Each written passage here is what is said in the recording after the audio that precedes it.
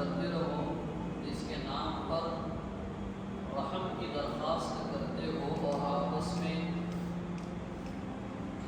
واسطہ دیتے ہو، اور رشتے ناطے کا بھی خیال رکھو، اور بھولو مت کہ اللہ کی تم پر کڑی نگرانی ہے۔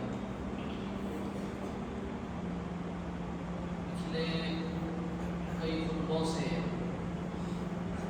نکاح کے سلسلے میں گفتگو ہو رہی ہے، چونکہ نکاح ایک آئیڈیل سوسائٹی اور مثالی معاشرے کی بنیادی نیڈ ہے۔ اس سلسلے میں قرآن و سنت کی روشنی میں جو ہدایات دی گئی ہیں، امت مسلمہ کا لازمی فرض ہو جاتا ہے کہ ان ہدایات اور رہنمائیوں کی روشنی میں اس عمل کو انجام دیں، چونکہ اللہ تعالیٰ کا ایک اصول ہے، جو چیز جتنی زیادہ انسانیت کے لیے ضروری ہوتی ہے، وہ چیز اللہ تعالیٰ اتنی زیادہ اس کو حاصل کرنا اتنا ہی زیادہ اللہ تعالیٰ اس کو آسان بناتا ہے، اور اتنی ہی زیادہ مقدار میں اللہ تعالیٰ اس چیز کا انتظام فرماتا ہے۔ گزشتہ خطبوں میں یہ بات واضح ہو گئی ہے کہ نکاح انسانی معاشرے کی بڑی اہم ضرورت ہے۔ پھر مذہبی اعتبار سے وہ نبی کریم صلی اللہ علیہ وسلم کا عمل ہونے کی وجہ سے سنت کا درجہ بھی اس کو حاصل ہو گیا، بلکہ اگر یوں کہا جائے کہ اگر کوئی ایسی سنت ہو جس پر عمل کر کے انسان تمام انبیاء کی سنت پر عمل کرے، تو اس میں سے ایک سنت ہے نکاح۔ یعنی نکاح ایک ایسا عمل ہے کہ جس کو کر کے بندہ کچھ مستثنیات کو چھوڑ کر کے تمام انبیاء کرام کی سنت پر عمل کرنے والا کہلائے گا۔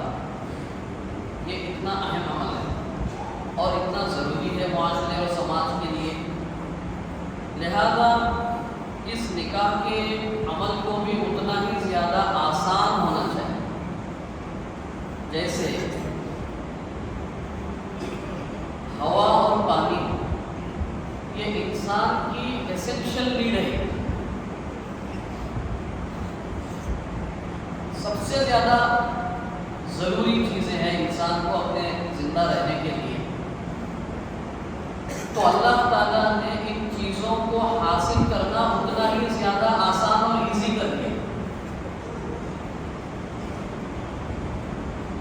اگر آکسیجن کو پے کر کے اگر لینا پڑے، جیسے کہ کووڈ میں اس کا ایکسپیرینس ہو گیا، تو کتنی دشواریاں پیدا ہو گئی۔ اگر پانی ہر جگہ پیسے دے کے اگر لینا پڑے تو کیا حالت ہوگی، ذرا تصور کرنا تھا۔ تو اللہ تعالیٰ نے جو چیز انسانوں کے لیے جتنی زیادہ ضروری ہے وہ اتنی زیادہ اس کو حاصل کرنا ایزی کر دیا ہے۔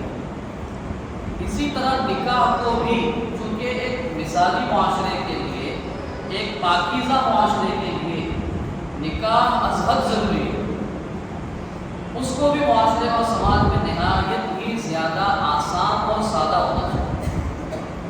اور یہ بالکل ہمارے گویا کہ گفتگو کے لیے یہ ٹائٹل پہلے ہمارے ذہن میں ہونا چاہیے، جس معاشرے اور سماج میں نکاح اور شادی آسان ہوگی اس میں نوجوانوں کی عزتیں محفوظ ہوگی، اس میں نوجوانوں کی نوجوانیاں بیدار ہوگی، پاک ہوگی، اخلاق بلند ہوگی، اور خدا نخواستہ جس معاشرے میں نکاح کو مشکل بنا دیا جائے گا اس اس میں زنا آسان ہو جائے گا، بدکاری عام ہوگی، بد اخلاقی کا عام دور دورہ ہوگا.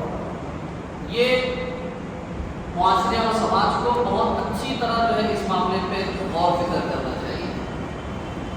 اب نکاح کو آسان کرنے کے لیے ہمیں کیا کرنا چاہیے؟ تو ہمیں سب سے پہلے دور نبوت کی طرف متوجہ ہونا ہوگا کہ نبی کریم صلی اللہ علیہ وسلم کے زمانے میں ظاہر بات ہے وہاں بھی نکاح ہوئے ہیں. ایسا نہیں ہے کہ ہم ماڈرن ایج میں جیتے ہیں تو ہم ہی نکاح کرتے ہیں. پچھلی قوموں میں پچھلے زمانے میں نکاح کا کوئی تصور نہیں تھا، ایسی تو بات ہے نہیں. صحابہ کرام کے بارے میں پچھلے خطبات میں آپ حضرات نے سنا کہ نکاح اتنا زیادہ آسان تھا اس زمانے میں، ان گویا کہ حالات میں. ایک عورت نبی کریم صلی اللہ علیہ وسلم کے دربار میں آ کے آپ سے کہہ رہی ہے کہ انی وہبت لنفسی، کہ میں نے اپنے آپ کو آپ کے لیے ہبہ کر دیا، میں چاہتی ہوں کہ آپ کے حرم میں آ جاؤں. آپ علیہ السلام خاموش رہے. اس کا مطلب یہ تھا کہ آپ علیہ السلام کو نکاح نہیں کرنا چاہتے. تو برابر میں بیٹھے ہوئے ایک صحابی ہیں، انہوں نے اللہ کے نبی صلی اللہ علیہ وسلم سے سوال کیا، اللہ کے نبی صلی اللہ علیہ وسلم اگر آپ نہیں کرنا چاہتے نکاح مجھ سے کروا دیجیے، اس خاتون کا نکاح مجھ سے کروا دیجیے. تو اس کے نتیجے میں وہ خاتون خاموش رہی. اس کا مطلب یہ تھا کہ وہ ایک صحابی کی پیشکش پہ وہ تیار تھی. اللہ کے نبی صلی اللہ علیہ وسلم نے فرمایا تو کیا ہے پھر مہر میں دینے کے لیے کیا ہے؟ مہر میں دینے کے لیے کیا ہے؟ آپ کا کچھ نہیں ہے. اللہ کے نبی صلی اللہ علیہ وسلم نے فرمایا التمس ولو کان خاتم من حدید، ایک لوہے کی انگوٹھی بھی اگر ہے گھر میں جا کر دیکھ لو، اگر وہ ہو تو بھی چلے گی، لے کر آؤ. کہا کہ وہ بھی نہیں ہے میرے پاس. پھر کیا ہے؟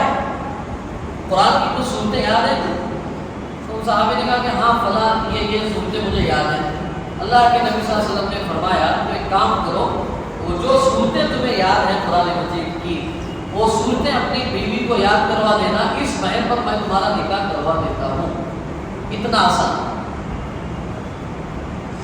دو باتیں ہیں سمجھنے کی. نمبر ایک یہ ہے کہ کچھ ہے تو کچھ بھی نہیں ہے، ایک معمولی رنگ بھی نہیں ہے اسٹیل کی، پلیٹینیم گولڈ سلور کی بات نہیں ہے، لوکھنڈ کی. اگر لوہے کی کوئی انگوٹھی ہے کیا؟ تو بولے وہ بھی نہیں ہے. وہ نہیں ہونے کے باوجود نکاح ہو رہا ہے. ایک. نمبر دو، آدھا گھنٹہ پہلے وہ صحابی کو معلوم نہیں ہے کہ میں ابھی آدھے گھنٹے کے بعد بھی دولہا بننے والا ہوں. یہ ہے نکاح کی آسانی کی مثالیں دور نبوت کی. جس دور کو نبی کریم صلی اللہ علیہ وسلم نے فرمایا بہترین دور میرا دور ہے، the best period is my period، بہترین زمانہ میرا زمانہ ہے. پھر اس کے بعد جو زمانہ میرے زمانے سے جتنا زیادہ قریب ہوگا وہ اتنا زیادہ بہتر ہوگا. تو بہتر زمانے کی نکاح یہ ہے، اور ہمارے نکاح کیا ہے وہ ہمیں دیکھنا ہے. آسان نکاح کا اور ایک مسئلہ منظر صحابہ کے دور میں نبی کریم صلی اللہ علیہ وسلم کے خاص صحابہ، چہیتے صحابہ، تمام کے تمام صحابہ آپ علیہ السلام کو محبوب اور پسند تھے، لیکن ہر ایک کے مراتب ہوتے ہیں. اس میں کچھ ایسے تھے جو بالکل آپ کے خاص الخاص صحابہ، ان کی شادیاں اور نکاح ہو رہے ہیں اور رسول اللہ صلی اللہ علیہ وسلم کو انفارمیشن نہیں، رسول اللہ صلی اللہ علیہ وسلم کو انویٹیشن نہیں. عبد الرحمن بن عوف رضی اللہ عنہ کا واقعہ سنا ہے ہم نے پچھلے اس میں کہ کپڑے پہ کچھ دن غائب رہے، حاضر نہیں ہوئے، اور جب آئے تو دیکھا کہ کپڑے پہ زردی کلر لگا ہوا ہے، زردی لگی ہوئی ہے. تو کیا بات ہے؟ کیونکہ وہ کلر کا جو کیا کہتے ہیں پرفیوم جو ہے وہ خواتین کے لیے اور مردوں کے لیے جو ہے وہ فریگرنس ہے، جس سے خوشبو پھیلے، وہ مردوں کے لیے، اور جس میں کلر ہو اور خوشبو نہ پھیلے وہ خوشبو عورتوں کے لیے. تو کہا کہ یہ خوشبو تمہارے اس میں کیسے آ گئی؟ تو کہا کہ میں نے نکاح کر دیا. تو اللہ کے نبی صلی اللہ علیہ وسلم نے کیا فرمایا؟ اچھا بات ماشاء اللہ بہت اچھی بات ہے. اولی فلو کی شادی کہ آپ کیا کرو، ولیمہ کرو، یہ نکاح ہے۔ اچھا، کچھ محققین یہاں تک لکھتے ہیں کہ آج کے دور میں جو مسجد نبوی کا جو حرم ہے، جو مسجد نبوی کا جو احاطہ ہے، مدینہ اتنا یا اس سے بھی چھوٹا تھا، تو دعوت پہنچانے میں کیا دقت تھی، بلانے میں کیا دقت تھی؟ کوئی دقت نہیں، لیکن سمپلسٹی، ایزینس، آسانی اور سادگی۔ اللہ کے نبی صلی اللہ علیہ وسلم نے بھی یہ نہیں کہا ہم کو نہیں بلایا، تم نے ہمیں نہیں بلایا، وہ کوئی یعنی ناک کا مسئلہ نہیں، کوئی ایگو کا معاملہ نہیں، یعنی کیا یار آپ نے شادی کی ہمیں بلایا نہیں، ٹھیک ہے اگر آپ رضا کے طور پہ اپنے دوست سے کہتے تو ٹھیک ہے بات، لیکن اس کو اپنے ایگو کا یہ بنا لیں، مسئلہ بنا لیں۔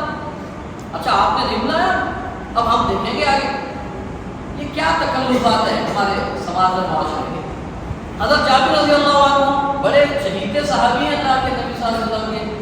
حضرت جابر رضی اللہ عنہ سے رسول اللہ صلی اللہ علیہ وسلم نے پوچھا اتزوجت یا جابر، جابر کیا شادی نکاح کیا تم نے؟ اللہ کے نبی صلی اللہ علیہ وسلم نے فرمایا ہاں نکاح کیا۔ حضرت جابر نے کہا کہ ہاں اللہ کے نبی میں نے نکاح کر لیا، یعنی نبی صلی اللہ علیہ وسلم کو پوچھنے کے بعد پتہ چل رہا ہے کہ یہ صحابی کا نکاح ہوا ہے، اتنی زیادہ آسانی ہے۔ یہ تو دور صحابہ کا معاملہ ہو گیا، دور تابعین جو صحابہ کی پیروی کرنے والے، صحابہ سے علم حاصل کرنے والے، صحابہ کے بعد جن کا زمانہ ہے، حضرت سعید بن المسیب رحمۃ اللہ علیہ، یہ کون ہے؟ یہ جو ہے سید التابعین ہے، یعنی تابعین میں ایک بڑا مرتبہ ہے ان کا، اور ان کی ایک لڑکی عالمہ، زاہدہ، خوبصورت، جمیل، سب کچھ اس کے اندر اللہ نے اوصاف رکھے۔ حضرت سعید بن المسیب رحمۃ اللہ علیہ کی بیٹی، اس کے چرچے تھے اس کے علم کے، اس کے ذہن کے، اس کی خوبصورتی کے، تو اس وقت کے بادشاہ مروان، عبد الملک بن مروان، وہ بادشاہ نے اپنے بیٹے کا رشتہ بھیجا سعید بن المسیب کی بیٹی کے لیے کہ آپ کی بیٹی سے ہم اپنے بچے کا نکاح کروانا چاہتے ہیں، یعنی وقت کے بادشاہ کا رشتہ ہے شہزادے کا۔ حضرت سعید بن المسیب رحمۃ اللہ علیہ نے فرمایا نہیں، آپ کو نہیں دینا ہے، آپ کو نہیں دینا ہے۔ پھر وہ تو نکاح کو، دو معاملے کو تو رکوا دیا، اس پیغام کو تو رکوا دیا۔ حضرت سعید رضی اللہ رحمۃ اللہ علیہ کے ایک شاگرد ابن ابی وعدہ، وہ کئی دنوں سے درس میں نہیں آئے مسجد نبوی میں، چونکہ ان کا مسجد درس لگتی تھی، وہ درس میں نہیں آئے کئی دنوں سے، پھر کچھ دنوں کے بعد آئے، ان کو کہا کہ کہاں گئے تھے تم؟ تو کہا کہ ایسا ایسا میں گھر پہ تھا اور میری بیوی بیمار تھی، اس کی عیادت کے لیے میں آپ کے درس پہ نہیں حاضر ہو سکا، اور بہرحال وہ جو ہے اللہ کو پیاری ہو گئی، انتقال ہو گیا اس کو۔ تو حضرت سعید رحمۃ اللہ علیہ نے پوچھا تو کیا دوسرا نکاح کرنا چاہتے ہو؟ تو کہا کہ ہاں کرنا چاہتا ہوں۔ تو میری بیٹی سے نکاح کرو گے؟ تو کہا کہ آپ کی بیٹی؟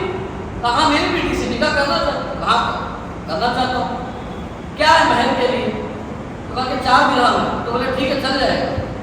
4 درہم مہر کے عوض میں وہیں پر فحمد و صلی، مسجد میں بیٹھے ہوئے درس چل رہا ہے، یہ پوچھا، انہوں نے بات مان لی، ہاں ٹھیک ہے کر دوں گا میں۔ حضرت سعید رضی اللہ عنہ نے، خود والد نے اپنی بچی کا نکاح جو ہے خطبہ نکاح پڑھ لیا، ہو گیا نکاح۔ آسان نکاح کی مثالیں، اور یہ ان لوگوں کی مثالیں ہیں جن پر زمین رشک کرتی ہے، زمین کا سینہ ویسے لوگوں کو دیکھ نہیں سکتا ہے قیامت تک، ایسے برگزیدہ اور اللہ کے متقی اور پرہیزگار لوگ، اللہ کے قریبی لوگ، ان کے نکاح ایسے ہو رہے۔ یہ گئے گھر، ٹھیک ہے گھر چلے گئے۔ اب گھر جانے کے بعد میں والدہ سے کہا اماں کہ میرے استاد سعید بن مسیب نے اپنی بیٹی کا نکاح مجھ سے کروا دیا۔ اب والدہ مجھے پوچھے بغیر کیا، ایسا ہو گیا ویسا، کچھ نہیں۔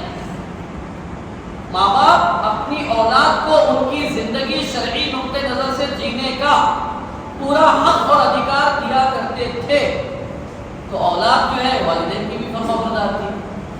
بیجا پابندیاں، بیجا جو ہے بیریکیڈز جو ہے لگا کر کے ہم خود اپنی اولاد کو اپنے سے دور کر رہے ہیں۔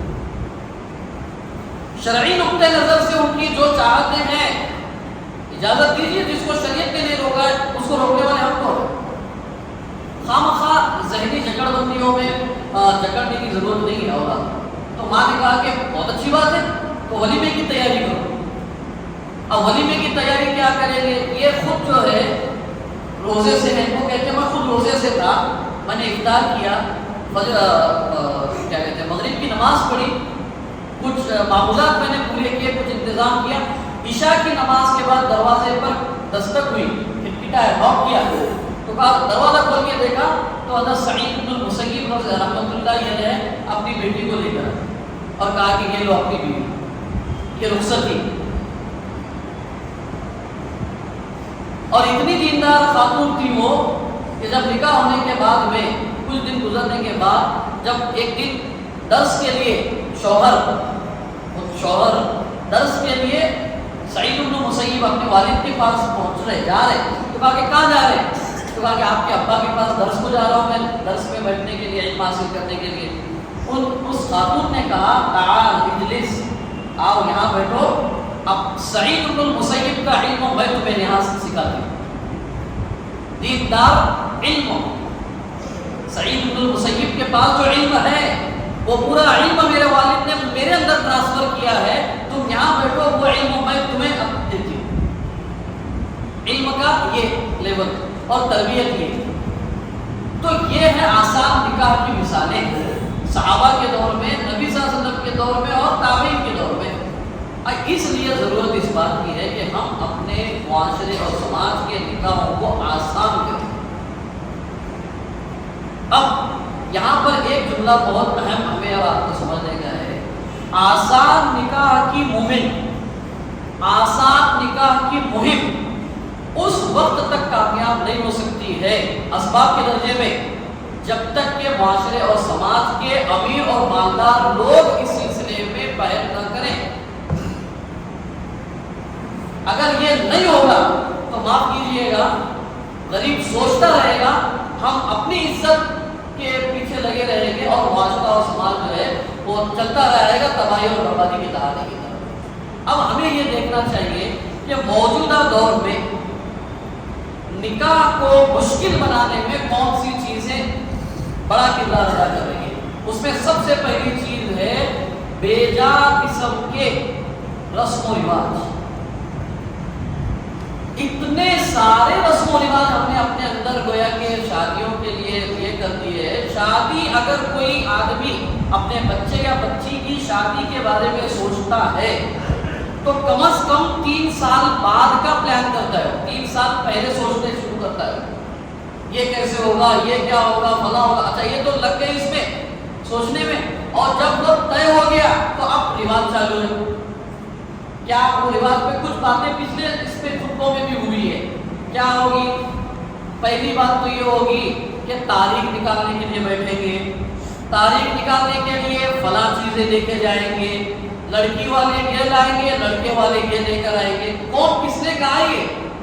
اچھا کبھی کبھی تو ایسا ہو رہا ہے کہ لڑکی کے لیے کچھ تحفے تحائف لڑکوں والوں نے لے کر کے گئے، لڑکے کے لیے لڑکی والوں نے لے کر کے گئے، بات چیت ہو گئی اور کچھ معاملے ہو گئے، پھر وہ معاملہ وہیں کا وہیں اسٹاپ ہو گیا۔ اب وہ ایک دوسرے سے جو ہے مانگ رہے ہیں، ہم نے وہ انگوٹھی دی تھی واپس دے دو، وہ یہ دیا تھا وہ واپس دے دو۔ یہ کیا ہے؟ یہ بات مختلف قسم کے، پہلے تو تاریخ میں تاریخ طے ہو گئی تو اب اس میں وہ ایک چیز دیکھی جا رہی ہے، وہ کیریکٹر میں دیکھتے ہیں، بولے وہ کمر در اقرب ہے کہ دیکھو یہ کیا ہے کمر در اقرب؟ یہ ارے وہ کمر بھی اللہ کا ہے، وہ اقرب بھی اللہ کا ہے۔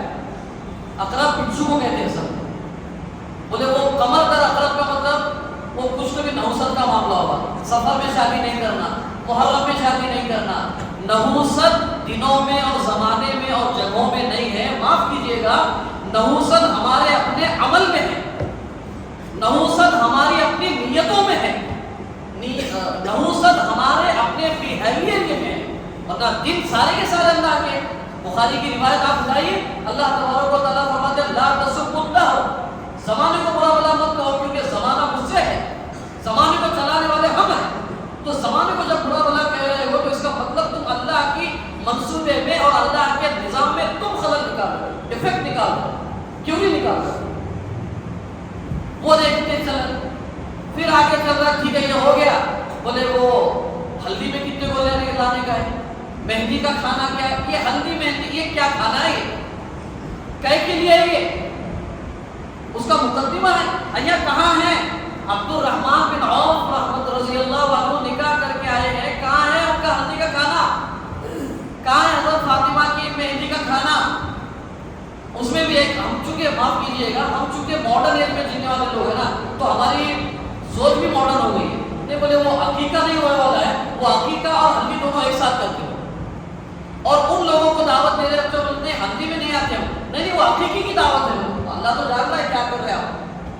ان اللہ علیم بذات الصدور، تم اپنا دین بتانے کے لیے کہہ رہے ہو کہ عقیقہ ہے، اور کر رہے ہو اس لیے کہ تمہاری عزت باقی رہے کہ ہلدی کا کھانا نہیں کیا۔ یہ دونوں چیزیں اللہ تعالیٰ دیکھ رہا ہے، اور قیامت کے دن یوم تبلی السرائر، سیکریٹ چیز کو ڈسکلوز کر دے گا اللہ تعالیٰ کہ تم کر کیوں رہے تھے اور پتا کیا رہے تھے۔ کئی سارے رسم و رواج یہ ہو گیا، اب کھانے کے لیے ہو رہا ہے، وہ جہیز کی بات ہو رہی ہے، اب جہیز کا معاملہ تو وہ آگے ہے، اس کے معاملے میں وہ نکاح ہو رہا ہے، وہ پتہ نہیں کیا ہوتا ہے، وہ جوتا چھپائی کی ایک رسم۔ معاف کیجیے گا، میں چلتے چلتے ہماری بہنوں سے کہنا چاہتا ہوں، 70 سے 80% رسم و رواج اگر آپ چاہیں تو ختم ہو سکتے ہیں، آپ اگر چاہیں تو ختم ہو سکتے ہیں۔ وہ کیا رواج ہے؟ نہیں بولے گھر کے سارے لوگوں کو آیا کرنا پڑتا، وہ بھرا آیا کرنا پڑتا، یہ بھرا آیا، خالی آیا، آدھا آیا، پورا آیا، پتہ نہیں کیا ہے معاملہ، سب کو کرنا پڑتا بولے۔ اور عجیب حالات یہ بن گئے ہیں کہ اگر ایک بچی کا نکاح اگر باپ کر رہا ہے تو پچھلے پورے داماد کو پورا برایا کرنے گا، بیٹی کو، اس کے بچوں کو، اور یہ داماد کو بھی۔ کیوں کر رہے؟ کہ تمہاری یہ سزا ہے کہ تمہاری 3 بیٹیاں ہیں، اس کے لیے فضول بیکار قسم کے رسم و رواج، اور اس کے اثرات کیا ہو رہے ہیں ہم جانتے ہیں۔ جوان بچیاں اپنے باپ کی دہلیز پر بوڑھی ہو رہی ہے، نوجوان بچیاں اپنی عزت و ناموس کو بیچنے پر مجبور ہو رہی ہے، لیو ان ریلیشن شپ کے نام پر جو ہے اپنی عزت کو دار کرنے پر مجبور۔ ہمارے یہ ڈھونڈے رسم و رواج کی وجہ سے، ہمارے یہ نام نہاد ہماری عزت و شہرت کے نام پر رسم و رواج۔ کیوں نہیں ایسا نہیں کرے تو کیا بولیں گے؟ ارے میں کیا بولیں گے چھوڑ دیجئے، ایک چیز دماغ میں رکھیے، اللہ کیا کہے گا۔ اچھا کیا کہے گا وہ تو موت کے بعد کی بات ہے، ابھی تو دیکھ رہا ہے وہ۔ ہم جو شریعت کے، سنت کے، قرآن کے خلاف جا کر کے اتنی بڑی اور عجیب بات ہے، نکاح سنت عمل ہے، سنت عمل کو ہم اپنی خواہش کے مطابق کر رہے ہیں، جواب دیں ہونا پڑے گا اللہ کے سامنے۔ نکاح اللہ کی نبی کی سنت، تو سنت کو سنت کے طریقے پر ہونا چاہیے، سنت کا عمل ہماری خواہش کے مطابق ہو رہا ہے، اس کے ڈبل برائی، یعنی سنت کا نام لے رہے ہیں، اور ہماری کوشش اور ہماری گویا کہ تمنا یہ ہے کہ میرے دل کے جیسا ہو۔ بھائی سنت اللہ کے نبی کی اور چاہت آپ کی کیا ہے؟ وہ بھول گئے حدیث ہم کو، اللہ کے نبی نے فرمایا، صحیح مسلم کی روایت ہے، تم میں کا کوئی آدمی اس وقت تک مومن ہو ہی نہیں سکتا ہے، مرد ہو یا عورت ہو، جب تک کہ اس کی خواہشات اور تمنائیں بھی اس دین کے تابع نہ ہو جائے جس کو لے کر میں آیا۔ ہماری خواہشات بھی دین کے تابع، ہماری سوچ بھی دین کے تابع، ہماری سوچ اور ہماری تمنائیں دین کے تابع جب تک نہیں ہوگی تب تک ہم اللہ کے نزدیک مومن نہیں کہلائیں گے۔ ایک رسم و رواج کا معاملہ ہے، اور ایک چیز اس سے آگے بڑھ کر کے جو بہت بڑے پیمانے پہ وہ ہے جہیز کا معاملہ۔ تو یہ جہیز کا جو تصور ہے، اگر اس کو مختصر الفاظ میں اگر کہا جائے، یہ جہیز میں عام طور پہ لوگ جب بیٹھتے ہیں، تم اپنی بچی کو کتنا سونا ڈالیں گے، تم کون ہے پوچھنے والے؟ آپ کون ہے پوچھنے والے؟ وہ الفاظ بھی کیسے دیکھیے، آپ اپنی بچی کو کتنا سونا ڈالیں گے؟ بھائی اس کی بچی ہے، اس کا سونا ہے، جتنا چاہے ڈالے ہو، آپ کون ہے پوچھنے والے؟ یہ بات چیت میں ہوتا ہے، کتنے لوگوں کو کھانا کھلائیں گے، کھانے کا انتظام کیسا کریں گے؟ میں نے کہا نا، اس سے زیادہ نوسط کی مجلس کوئی نہیں ہے، اور پھر ہم چاہتے ہیں کہ ہمارا نکاح جو ہے برکت والا ہو۔ اللہ کے نبی صلی اللہ علیہ وسلم نے فرمایا، आज़म निकाही बरकतन, बरकत के एतबार से बड़ा निकाह, अजमत वाला निकाह वो है ऐसर हो मऊनतन, जो बिल्कुल सादा और आसान। जहेज के सिलसिले में मुतालबे पे मुतालबे हो रहे हैं। मैं हमारे नौजवान साथियों से कहता हूँ, क्या ये जो जहेज की जो बात हो रही है ना, माफ कीजिएगा मैं किसी को किसी के खिलाफ बात नहीं कर रहा हूँ, एक मुहस्सब बात कह रहा हूँ, नौजवान भाइयों से कह रहा हूँ मैं, ये जो जहेज की जो बात हो रही है, ये आपका सौदा हो रहा है, आपको बेचा जा रहा है, आपको खरीदा जा रहा है। हटा दीजिए इस रस्म को, अज़्म कर लीजिए। अगर ये सुनने वालों में 250, 300, 200, 500 नौजवान होंगे, उन्होंने तय कर लिया कि जहेज की अगर बात होगी तो मैं उस शादी पे, मैं वो शादी मेरे नजदीक काबिल कबूल नहीं है, ये इरादा आप कर लीजिए। 200 खानदान की इज्जत आप बचा लेंगे, 200 मासूम बच्चियों की इज्जत को तार-तार होने से आप बचा लेंगे, 200 बच्चियों की खुदकुशी करने से आप बचा लेंगे, आप खड़े हो जाइए। आप सामान्य तिजारत नहीं है, माफ कीजिएगा, आप जो है भागोल नहीं है कि आपको बुनियाद बना करके पैसे का और माल का लेन देन किया जाए। आपकी डिग्री के पैसे हो रहे, क्यों जहेज दे रहे, जहेज क्यों मांग रहे? ये बच्चों को इतना पढ़ाया पोसा, अब उसके पीछे जो खर्चा लगा हुआ वो कहां से लेंगे? जो उन्हें वो जहेज के नाम पे। दूसरा, चूंकि हमने दिया है, हमने अपनी बच्ची को जहेज दिया है, तो जब हम किसी को बहू उठा के ला रहे तो उसको उससे भी जहेज देंगे। ये तसव्वुरात है हमारे दौर में। और एक तसव्वुर ये है कि जहेज इसलिए दे दो कि कल जो है फिर ये विरासत में हकदार न बने, विरासत में अपना हिस्सा मांगने के लिए ना आए। कई जगहों पे हमारे कान अल्लाह तबारक व तआला से हम पनाह मांगते हैं उन अल्फाज को सुनने से कि ये कानों ने वो बातें तक सुनी है कि लोग कहते हैं मौलाना बहन हमारी जो है मीरास का माल मांगने के लिए आ रही है, जबकि हमने उनको जहेज में इतना पैसा दिया था। अल्लाह अकबर, यानी वो मीरास से बचने के लिए आपने ये जहेज दिया उसको, मुआशरे की ईंट से ईंट बजा दिया। जहेज बहुत बड़ा नासूर है। मीर तकी मीर एक शायर है, उन्होंने देखा अपनी एक बच्ची, एक लौती बेटी है, बच्चे लड़के वाले बार बार जहेज का मुतालबा कर रहे हैं, मजबूरन सब कुछ दांव पर लगाकर सब कुछ फरोख्त करके जहेज अच्छा खासा दे करके उसको रवाना कर दिया। रवाना करने के बाद में उस बच्ची से लोगों ने कहा कि क्या तुम्हारी जिंदगी है, देखो कि तुम्हारा घर बसाने के लिए तुम्हारे वालिद ने अपना घर उजाड़ दिया। वो बच्ची एहसास वाली थी, वो बच्ची शुऊर वाली थी, बच्ची उसको सदमा लाहिक हो गया और उसी हालत में उसका इंतकाल हो गया। जब बाप को पता चला तो बाप आया घर, ससुराल वाले के पास, बच्ची के पास आया और उस बच्ची की लाश के पास बैठकर दो जुमले कह रहा। अब आया याद आया आराम में जा इस नामरादी में, अब आया याद आया आराम में जा इस नामरादी में, कफन देना तुझे भूले थे हम सामान्य शादी में। अगर कफन भी देते तो मुझे ये एहसास होता कि तू अपने बाप के कपड़े के साथ कब्र में दाखिल होगी। क्या हम ऐसे वालिद की आह लेना चाहते हैं? और एक रस्म रिवाज चल रही है हमारे दौरान में, इसी दौरान जहेज हो गया, लेना देना हो, उसके बाद पहली डिलीवरी लड़की के वालिदैन कराएंगे। कौन बोल रहा है? कह के लिए, किस लिए? अरे ये अगर कोई सास मुतालबा करती है, कोई शोहर मुतालबा करता, पहली डिलीवरी है लिहाजा तेरे घर के लोगों को करना पड़ेगा, जालिम है वो, हराम है ये, नाजायज है। कोई दुनिया का मुफ्ती इसके जवाब की इजाजत नहीं दे सकता है। पूरी जिम्मेदारी के साथ बात कह रहा हूँ और मुआशरे में चल रहा है। और अगर खुदा न खास्ता अगर उस वालिद ने, घर के लोगों ने अगर पहली डिलीवरी को अगर अपनी बेटी को नहीं लेकर के गए, उसमें तलाक़ी हो रही, ये बेगैरती बनका की हद हो गई, इंतहा हो। अरे उसने अपने रखते जिगर आपके हवाले कर दिया, बस है। और आपने पूरे मजमे के सामने, दो गवाहों की मौजूदगी में, एक वकील के सामने, काजी साहब की मौजूदगी में, अल्लाह के घर पे कुरान मजीद की आयत को गवाह बनाते हुए तुमने कहा था, कबूल किया मैंने उसको, लिहाजा उसके हर मामले के जिम्मेदार तुम खुद हो। मर्द वो है کہ جس کے سائے میں عزت اور شرافت کے ساتھ زندگی گزارنے کے لیے عورت اپنے آپ کو محفوظ تصور کرے. مرد وہ ہے کیا جا رہا ہے لیکن وہ چیزیں اس کے بعد جھگڑا کرو, اس کے بعد فلا کرو. کیا ہے یہ, کیا چیز ہے؟ ارے وہ بچہ ہمارا ہے, وہ اولاد ہماری ہے, ہم اس کی ڈلیوری نہیں کر سکتے تو نکاح کیوں کیا آپ نے؟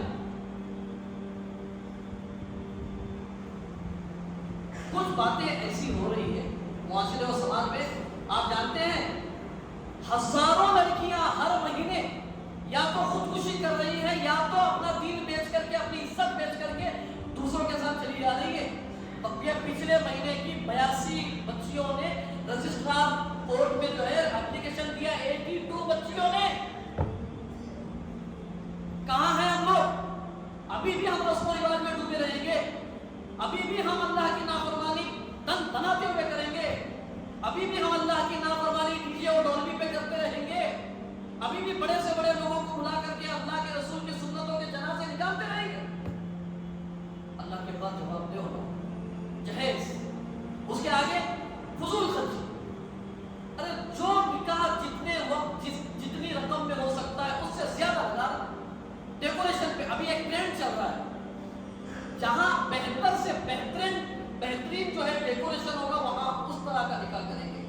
یاد رکھیے اگر میں نے ایسا ڈیکوریشن کیا اپنے نکاح میں کہ جس کو دیکھ کر نوجوان یہ کہتے ہیں, یہ عزم کرتے ہیں کہ اگر نکاح کروں گا تو اس طرح سے کروں گا ورنہ نہیں کروں گا. سن لیجئے, اگر وہ اس دوران میں جتنی قسم کی بدکاری کرتا ہے یہ نکاح کا اس طرح کرنے والا اس کے گناہ کا ذمہ دار ہے. کیوں؟ اللہ کے رسول صلی اللہ علیہ وسلم نے فرمایا بھلائی کی طرف رہنمائی کرنے والا بھلائی کرنے والے کی طرح ہے, اسی طرح برائی کی طرف رہنمائی کرنے والا برائی کرنے والے کی طرح ہے.